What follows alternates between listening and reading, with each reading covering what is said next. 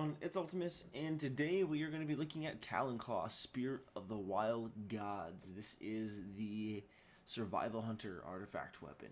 Survival has been reworked almost completely and is now going to be a melee, trap, and pet spec. No more bows, no guns, nothing. That is exclusive to marksmanship and beast mastery. So as a hunter choosing the survival spec, you are going to be relying completely on your melee weapon, the use of your traps, and your pet. Now, the traps that survival hunters are going to be getting look pretty phenomenal so far. If you haven't had a chance, I would definitely encourage you to go check those out for yourself. There's some pretty cool ones. Amongst them, tar trap sticks out to me notably.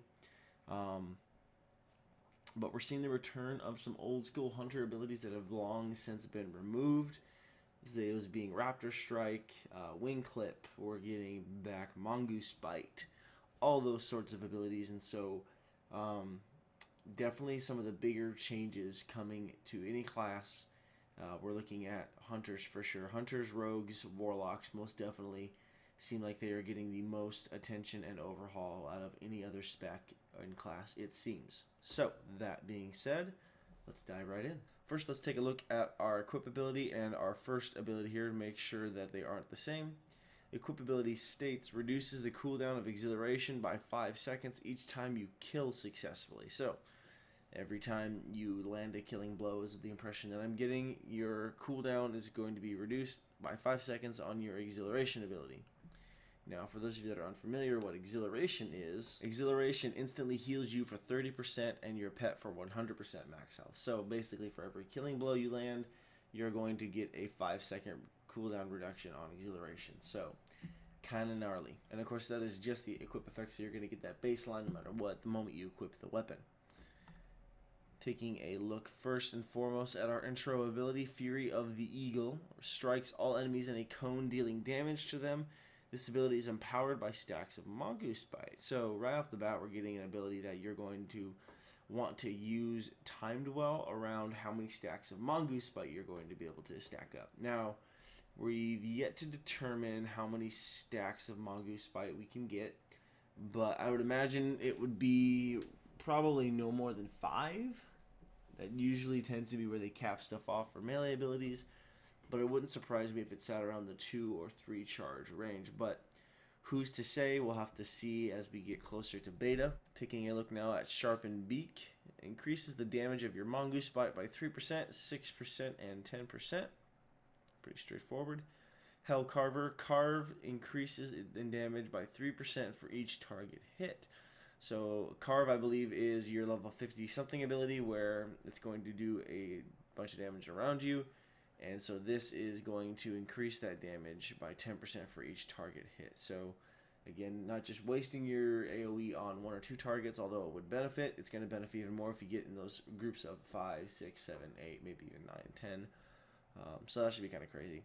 I feel like that alone right there might counter Beast Mastery Hunters. I mean, when they get all the pets on you, you just pop the Carve and you're going to be able to do some decent damage to those pets, or even the Hunter or any of the Hunter's allies that are in your area of attack. Raptor's Cry increases the damage of your Raptor Strike by 5%, 10%, 15%. My Beloved Monster, oh, it's a horrifying talent name, increases the critical strike chance of Flanking Strike by 3%, 10%, all the way decked out. Flanking Strike, I believe, is one of the abilities you send your pet out to do. I don't remember off the top of my head, though, like I do with the other abilities. So forgive me for that. Strength of the Mountain increases your physical damage by 2%, 4%, 6%. Makes sense since, of course, we are a melee class now. Embrace of the Wild reduces damage taken by 3%, 6%, and 10%. There she blows. We had to read it like that. I mean, if we read it any other way, it wouldn't have made sense, right? Harpoon's cooldown is reset when you kill or disengage. Oh, interesting. So killing blow or a disengage, that's what's going to reset the harpoon. It makes, to me, it sounds like fun, and it just makes sense that you would have an ability that's basically chucking your spear at an enemy target. I feel like that would be an opportunity wasted if Blizzard didn't take full advantage of that. Be like, you're using a giant spear, of course we're going to throw it. Like, what else would we do with it? From Behind, when your pet generates a charge of Mongoose Strike, you gain 5% credit for 6 seconds. Oh wow, that's kind of cool.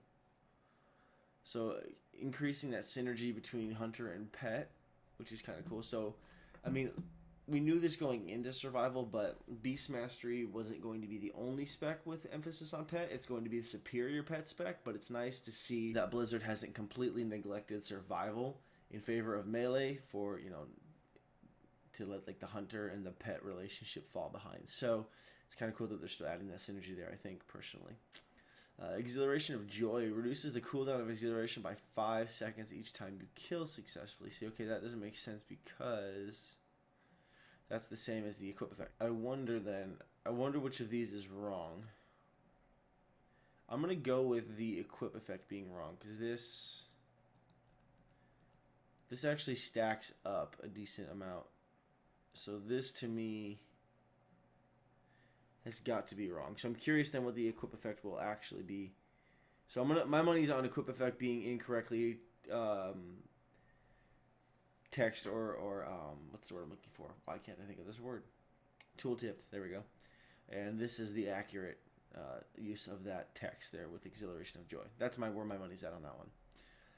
Hunter's Guile reduces the cooldown of your traps by 20%. Aspect of the Skylord. Aspect of the Eagle now also increases your damage by 30% while active. Wow, that's kind of crazy. I guess we really quick just take a look at what some of these abilities are that have been mentioned so far in the talents. Flanking Strike is you and your pet attack the target simultaneously. You deal 250% physical damage and your pet deals 1.5, I'm assuming, times 0 plus range attack power damage, however that calculates out. If the target is attacking you, your pet's attack will deal 50% increased damage and 400% increased threat. Oh wow. If not, your attack will deal 50% increased damage. So that's kind of intense. We already looked at Exhilaration. Harpoon hurls a harpoon at your target and pull yourself toward them, rooting them in place for 3 seconds. Oh dang. So it's almost basically charge. I mean, I'm sure it'll function a little bit differently, but that's kind of cool. I'm sure the like animation on that will be dope. Aspect of the Eagle increases the critical strike chance of all skills for you and your pet by 10% and increases your chance to gain charges of Mongoose Bite by 100%. That's intense.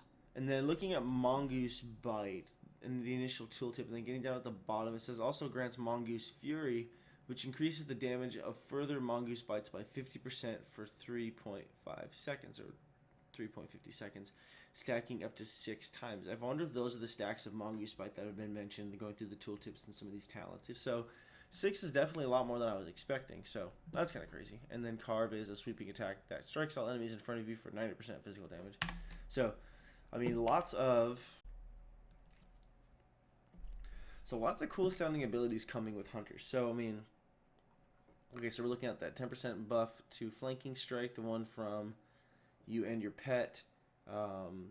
Traps have that reduced cooldown. Aspect of the Eagle now increases your... Wow, okay, so Aspect of the Eagle is going to get crazier as it is.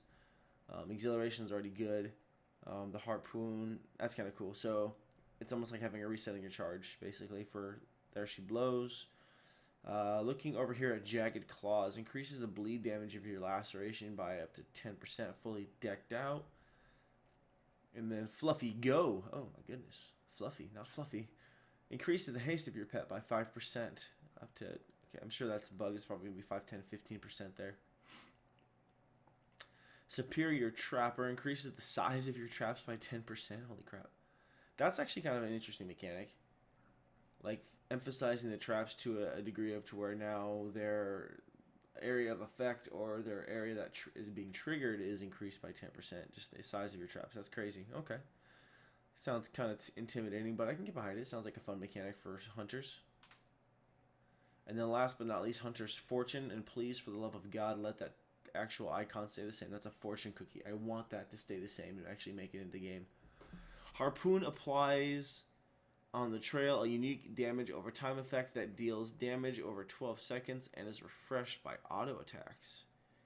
So that's basically going to be permanently up. I mean, unless you just stop auto attacking, but I don't really think you're going to do that. So interesting. So you're just adding a dot effect to your Harpoon, so you're going to get the charge plus that dot dealing however much damage is going to deal over 12 seconds, because we really don't know because it still says 0, but See, this is interesting to me because, again, I've always had, like I mentioned before, kind of a love and a respect for marksman hunters. They've always been my go-to hunter spec and my favorite spec to play. But now that hunters are getting a melee spec, that sounds too good to pass up because, I mean, melee are typically my bread and butter and my class and spec of choice. But with the traps and the pets, it sounds really entertaining, and I don't know how this is all going to work out. I'm very curious. I'm curious what this is going to be like to balance, too, because I feel like every time they add a new class or a new spec or they make monumentous changes like this, the first season of PvP is rough. And so with now hunters, rogues, warlocks getting massive overhauls, right? Not to mention a new class entirely with demon hunters. That's 2 specs right there. This is going to be an interesting first season of PvP, I think, when it comes to Legion. I think now is definitely the situation or the time when it's better late than never. It would have been nice to have this a long time ago, but this is definitely the situation to where if they waited any longer, it would have been null and moot. But being able to hotfix and adjust PvP stats and balance on the fly, which is what they're coming out with in Legion, I think the timing of that is perfect with so many massive class changes. It just had to happen. So we'll have to wait and see. Either way, survival hunters are looking kind of cool. The buffs to traps, that harpoon sounds pretty sweet, having mongoose bite and raptor strike back and all those wonderful little goodies. It will be interesting to see what survival looks like in actual game rather than just looking at stuff here on the web as we have leaks and information coming out to us. But that is going to do it for this video. So my friends, I hope you enjoyed. Thank you so much for watching. If you haven't already, please don't forget to like, comment, and subscribe. My new goal is I am going for 500 subs by summer. So that's my goal, and I would love it if you guys would help me get there. And don't forget to follow me on all the different social media platforms that I have posted throughout my page here. You can find me on Twitter. Instagram is up on the banner below. My Facebook, along with, as I mentioned, my Twitter is down in the description. Hit me with follow there for Twitter. You can communicate with me and vice versa, and I would love to hear from you guys. Facebook is just a page where, of course, you can leave any comments, suggestions, comment on videos there, and as well also see when videos have gone live rather than having to go and check YouTube and wonder, hey, is anything new up? So we get there on the Facebooks, and you'll know right when it goes live. And, of course, Instagram is just my personal Instagram account, which typically has not a whole lot to do with what we're doing here on the channel. But it's just stuff that I post that I find interesting or funny. So there's that. So bear that in mind. But I'm going to end this one. So, guys, thank you so much for watching, and I'll catch you next time.